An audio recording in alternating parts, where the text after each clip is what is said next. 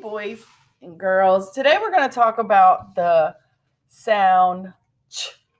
And the sound ch is represented with the letters C, H. I want you to say the sound ch. Very good. Ch.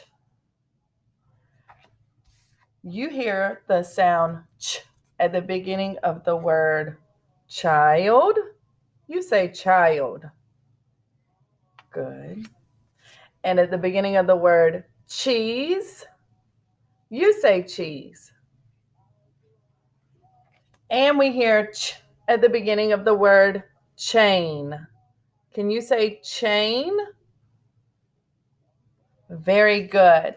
So the sound ch is represented with the letters C, H.